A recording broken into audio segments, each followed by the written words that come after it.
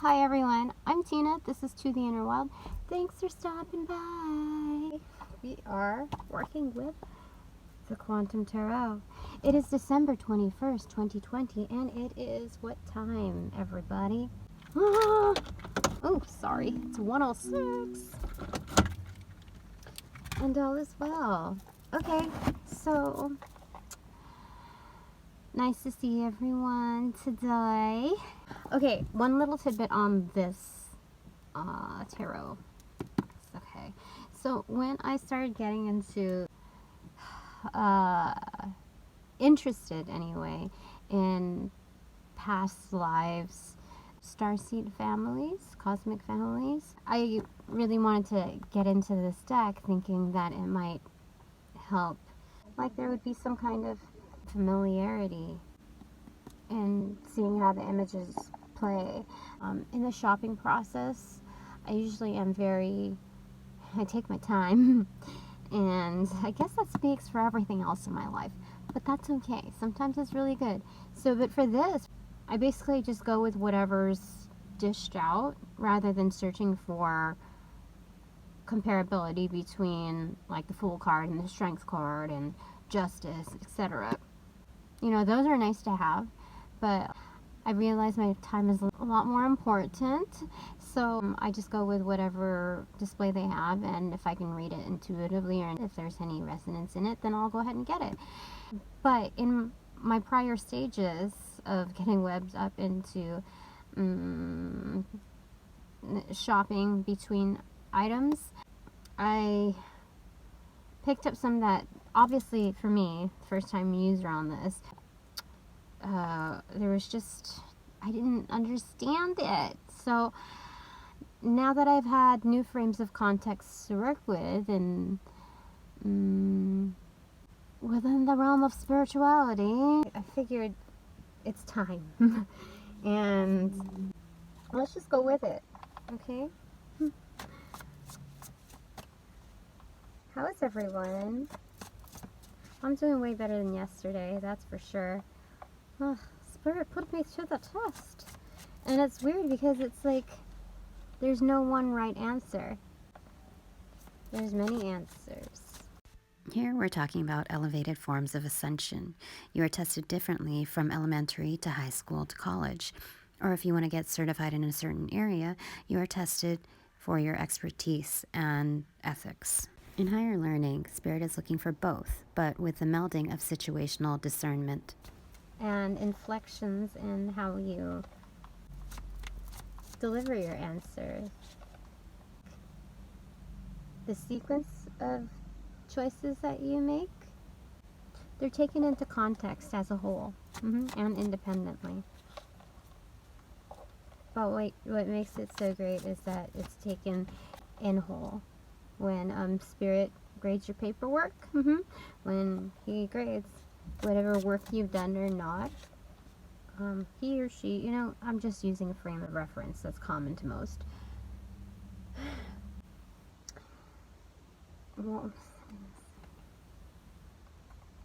That the grading process is individual per person, and it's taken into that context, your own realm. So that's cool. I don't know who my audience is. I think they're practicing light workers. In some context, their seed is very fertile. Like, the seed is within them, the abundance to grow into that light body. So what did we get? Yeah, it is 9 of Wands, but it came in reverse. Well, this book doesn't read the reversals. But okay, so when we look at it upright and we take it into context of, oh, I like it because there's like some textured gloss inverse embossing within the card, so you're not just getting the colors, the hues, the whole design of it. You also get a dimension of feeling in it through its texture, its gloss texture. So there's orbs that ripple out within the center, and this one is called Pulsar. 9 rays of light outwards, and 9 rings outward. So when I look at the rings, I see lifetimes, the essence of lifetimes within that touch, within your single touch. Your receptivity throughout your lifetimes. Oh, okay, so there's this like Saturn reference too, because of those rings. I feel like that within each lifetime, you have a series of events of lessons learned, really. It's growth patterns within each cycle of life, each point of regeneration, and how that becomes more pronounced as you expand. Like expand, illuminate, right? That's what those rays are. So they reflect, like equals like, right? Like attracts like. So as you illuminate in each lifetime, you're also creating not just a ripple effect, but like impact, right? The vibration comes from that core of illumination, and so it spreads not just as a timeline of rings per, like if you get a cross section of a tree trunk, then you'll see the rings, the lifetimes, right? So it's not just the physical plane of measurability, but the immeasurability of that impact that you create through your illumination each lifetime. And that's why it's so important to pursue your calling in life. And if you're not sure what that is, you know, as long as you're in search of it, like trying new things, tweaking your patterns a bit in order to create a new formula for a new product, right? So it's almost like a process of elimination that you should enjoy in the process, right? It's like dating your hobbies, I guess. It's approximately 3 months later, and I'm still working on tweaking my patterns. I've been getting very frustrated with myself, not catching up, but it takes time to integrate, and I have to confess, I still find I'm comparing myself to my peers with their methods against mine, the quality and the quantity of responsiveness, when in fact their path and purpose are separate from mine. So for me, it's an important lesson to stay humble in gratitude, because what Spirit wants for each of us is the same, yet how they intend to deliver the message through each of us is different. Now, independently, I am learning the difference between comfort from discipline and complacency from routine. As soon as I notice that I'm giving into distractions is exactly when I know I just got too comfortable. That's my current lesson, including how to see that the time it's taking is granted time to learn. That's where I am right now.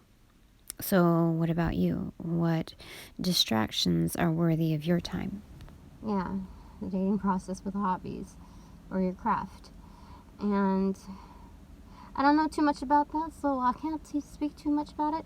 But you see how the wand, it's like an atom. So it's like co-creative force within you, within your touch. And that's through your receptive side. Yeah, so you're a cosmic being. And whether or not you feel in touch, you have that entry point. You are the only one that can enter your portal. You're, how do I say it? I think that's the way to say it, is that you're the only one that can really enter that portal. So and exit that portal. It's safe. It's a safe spot for you. Yeah.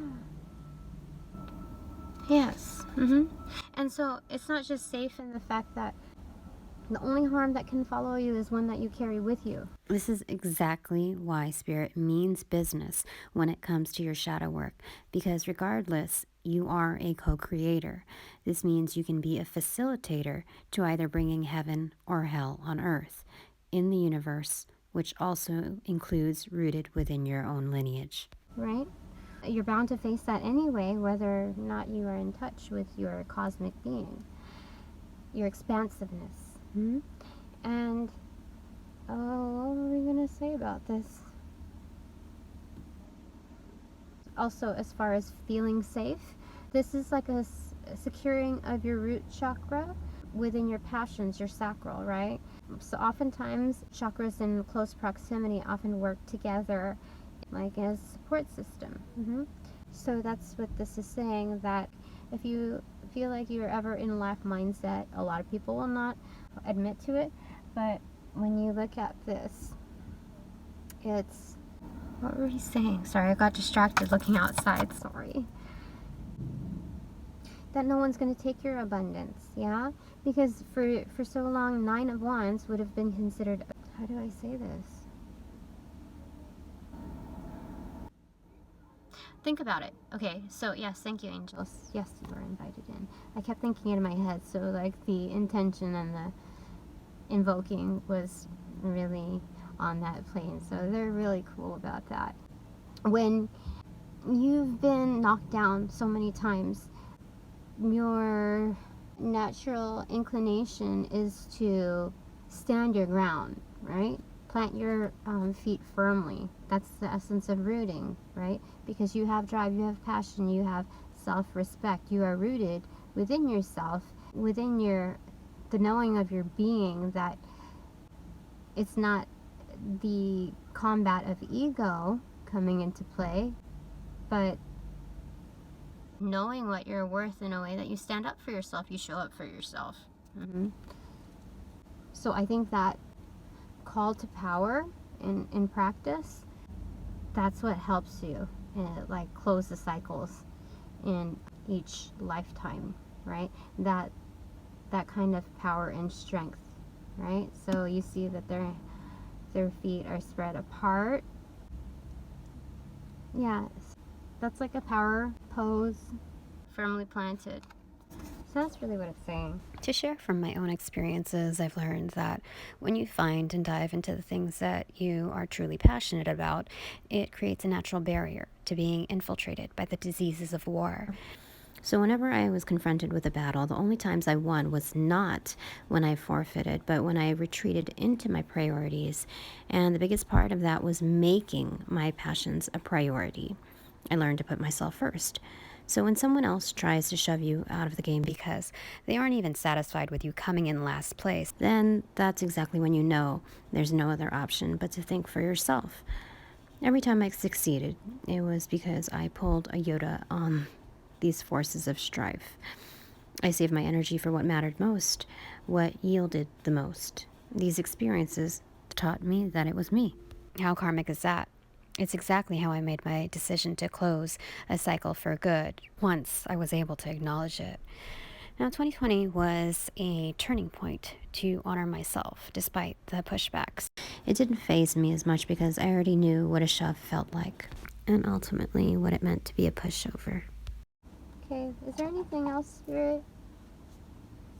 Angels, cosmic families, higher selves. Okay, so one flipped up over here and then one fell on the floor. Face down. So we'll read the one on top, this one that's closest. So it's Hermes. It is the Ace of Swords. So this has like a communications card as well as in healing. This is your solutions oriented card. That's who we are. We're cosmic beings, so we have the accessibility, the gift from the universe itself, to fast forward movement, take command with that wisdom, and heal. Yeah, heal and not let healing hold you down, right? In a human context, you are almost like godlike quality, that divinity within you. Now, I'm going to pause here for just a sec so you're able to notice the eerie references I'm just noticing while editing in the healing card, which is the Four of Swords, and the zoomed in Easter egg with the divine love of reciprocity noticed in the Six of Pentacles. This emphasizes our connection and receptivity to the universe when in healing, inclusive of triggers and catalysts, and the post-care attentiveness to our growth spurts. The mutual resonance makes us both stronger and more capable of becoming a healer. Furthermore, you will see Mother Mary or Mother Gaia as the giver. In Roman numerals, that's IV or 4. Then mirrored by the masculine and action-oriented reciprocity, which is VI or 6. This is a direct link in support of my downloads with akin or kin flame journey relationships. Now, these are about superior soul tribe bonds made to follow through from energetic, spiritual realms to the physical. It is a co-creative capability as indicated with our hand in justice. We form community with our abilities to weigh right from wrong within our connections, keeping each other in balance, thus in alignment. We give back to the world as we stand upright, rooted after fully recuperated and rehydrated with our own cup filled. This is literally our window of opportunity presented by the divine as a reward for doing our shadow work. Notice the window is fragmented in stained glass. It is built by many colorful pieces like a puzzle made to fit. Also notice the window has a boy in red garb. When mirrored over, the child has grown and gives back.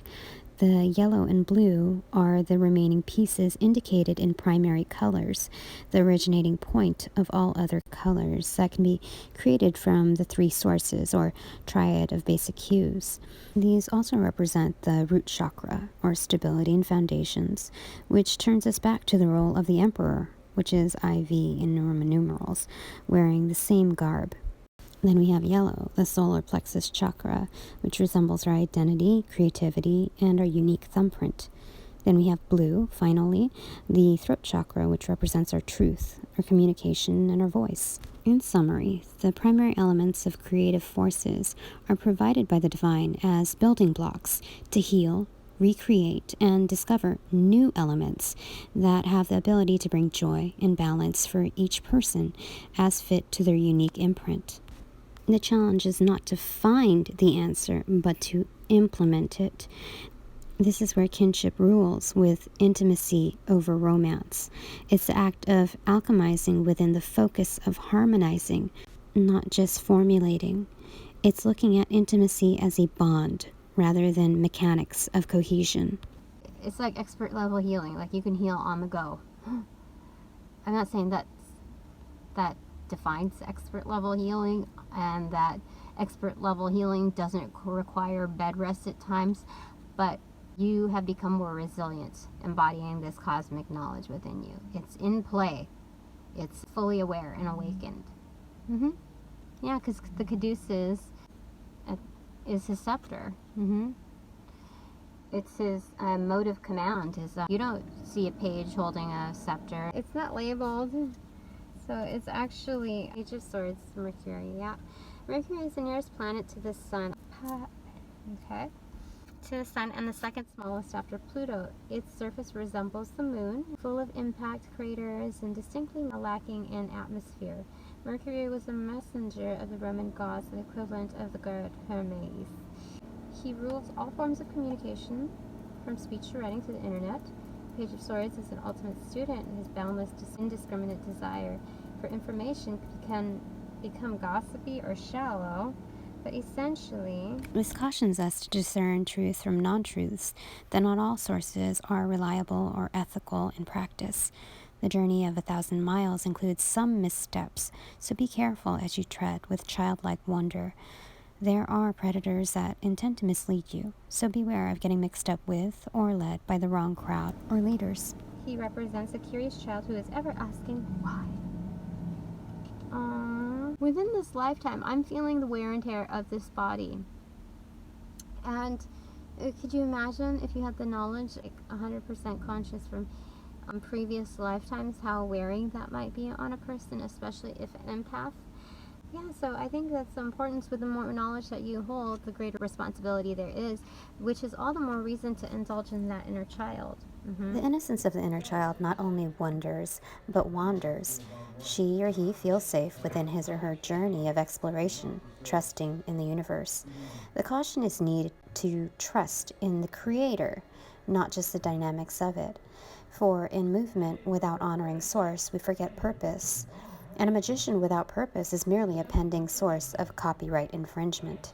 She or he is uninspired, insatiable. This is because you honor your inner child best when you identify with your origination point. For all that has consciousness longs to identify with his or her origin story as a benchmarker and portal to his or her alchemy. To move beyond a particular point instead of the approximate range of uncertainty. The spirit of seeking answers. That it doesn't feel like you're in a deposition. Yeah. A deposition is where you have to show up in court as a witness to fight, like, as accountability to argue a case on behalf of an organization for a claim made, something like that.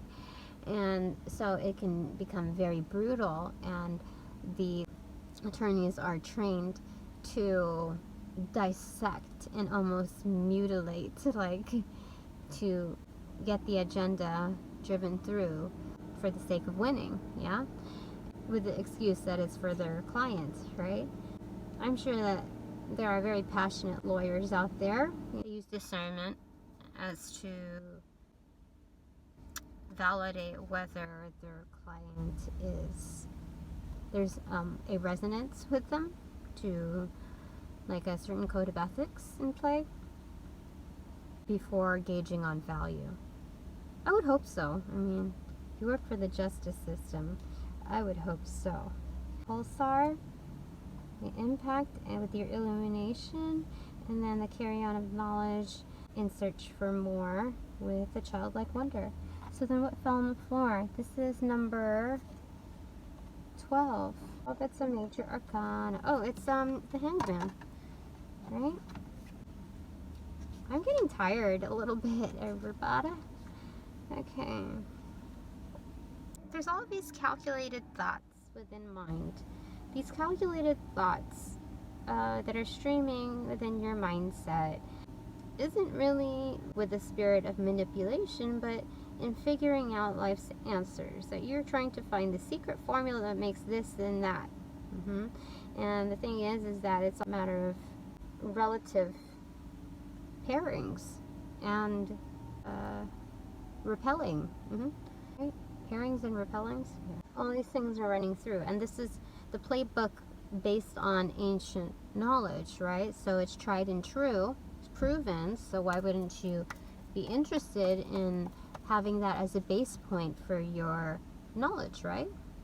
And this is called the uncertainty principle. You can't really see it. Okay. The development of the uncertainty principle in the late 1920s was a key moment in the evolution of quantum theory. German physicist Werner Heisenberg realized that it was impossible to know the exact position of a subatomic particle and its momentum at the same time with total accuracy. This is because subatomic particles exhibit both wave and particle-like behavior, and so cannot be completely defined as either. Heisenberg found a way of stating the problem mathematically, combining Planck's constant and the inexact science of probability. The uncertainty principle, like the hanged man, turns everything upside down. Physicists in the early 20th century, trained to think in terms of precision and exactitude, were understandably resistant to the idea that at a fundamental level, the stuff of our universe is imprecise and inexact. The Hangman card represents this state of existential confusion where our old ways of thinking and being no longer work. The image of a man dangling, apparently willingly, from his ankle is a resonant and complex one. The essential message is that something must be freely relinquished to gain a greater purpose. It symbolizes a difficult moment when the old has been sacrificed, but the new has yet to be born. To be born. Frick. I have no idea what that means. I've been lingering around. I'm like, Spirit, can you give me an answer? I mean, they gave me answers for reals, but I'm like, just to be sure, because I want to make sure that there's no interception, I mean, with the messages that I receive from the divine, because there's so much to be learned, you know. I have suspicions with what I've come across, and that's just knowledge that I kind of stumbled upon, which is the most potent kind, really, that are meant to resource you, like here and now. Like when you are playing a video game and then you run into a box of goodies, like a treasure chest or something, then it's like loot that you would need for to level up, to fight the big boss, right? So it's the same concept in that. And here, you're running through all those things in mind. And it's kind of like acting like noise. I wanted to say that, but I wanted to be positive at the same time. So, yeah, he's hung up in thought. So it's not even a tree that he's hanging off of. He's hanging off of the clouds. He's suspended within the atmosphere, the matrix that is usually unreachable and attainable by the common man. It's seeking higher perspective. Being suspended in the clouds. Right? You might have your head in the clouds, but for all good reason. Because that perspective is a biased judgment made objectively by others who are more like passerbys, observers rather than direct participants. Your mind may be elsewhere, perceived as outside of the common ground or the 3D physical realm, when truly it is not simply outside of it, but movement beyond it. So that's cool. Alright. Is there anything else here? Okay, so seek a knowledge seeker. Okay, attaining and then processing it. Yeah, so there's a maturation of thought, right? When you have that childlike wonder in seizing opportunities to learn and having the youth-like quality, the resilience of actually adhering to the subject and absorbing what you can and need from it, like being practical with the knowledge at hand, what you need it for. This includes lessons you're picking up along the way. Remember, these aren't meant to be isolated historic parables. They are meant to be applied as needed. For instance, I forget sometimes when I'm reading for the collective that I'm also reading for myself. Or what you will need it for. And that's where you mature your thought processes. Although I may sound like I'm mom-splaining here, Yeah. I have to reiterate that Spirit will only give you what you need for the time being. Never feel like you are given any less, because lack mindset is exactly what pushes you away from Spirit's blessings. Like reassessing the codes of conduct, our strategies, just any kind of formula that we've had in context to relating to the world, as well as processing the notes within ourselves.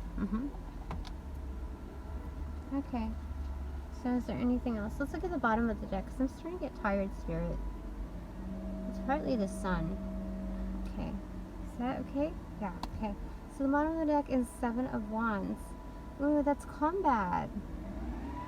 Yeah, so like I said, when you're going through those thought processes and obsoleting some items, but more so elevating the patterns, altering them, altering like our habits or just the way we operate, can cause some disharmony, struggle, war. From more recent experiences, I'm able to speak more on this. When there's a 3 of Wands battling against the 4, I've asked myself several times which side carries more leverage, the side of being there or getting there. The answer becomes obvious once you're able to conclude into this inquiry.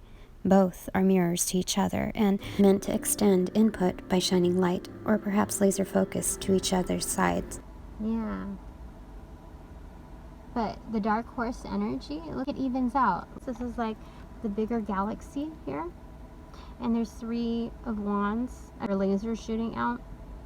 And the smaller, less developed galaxy has 4 shooting out. So when you really think about it in separate terms, once they are able to solve their issues and set differences aside and realize the need to, they have a common ground to stabilize, that one carries the 3 of Wands energy, which is, I need to come up with better phrasing than waiting for your ships to come in, right? But it's that fresh outlook of anticipation for abundance It's for the macrocosm to reflect, to respond to what you've invested in, to match that energy. And then you have the Four of Wands, which is celebration, really. I don't know why I thought like Three of Cups. I don't know why I thought that originally. But those laser points of focus that we have in each realm, if joined together, bring goodness, bring happiness. When you focus on love or harmony, you create more options. You can transmute from wands to cups. Like there's a coexisting. So let's read that real quick. Seven of Wands. Galaxy collision. Yep. The collision of galaxies is like a car crash in slow motion. Over hundreds of millions of years, two galaxies draw out long streams of stars and cosmic dust from each other, causing many new stars to be born. The collision is productive, but both galaxies are irredeemably altered by the process. Seven of Wands indicate that you have crashed into someone or something, and it's stopping you from getting what you want. This is a serious fight. Unlike the playful conflict of the Five of Wands, you have a battle on your hands, and you must stretch yourself to the utmost to meet it. Serious fight, huh? Well, you got the higher ground. Okay, I don't know what else to say, but that's what we're in for, and that's okay. Sometimes, you know, the general, the captain, needs to round up and inform his crew of what's to come, to prepare accordingly. To use every single opportunity to just get better, more resilient. I think that's it. Pretty mellow, huh? So I'm really tired, but I need to get the energy to get back up and going. I did something better for myself. Yeah, I'll explain later. Okay, have a great day, and I will see you again later. Bye for now.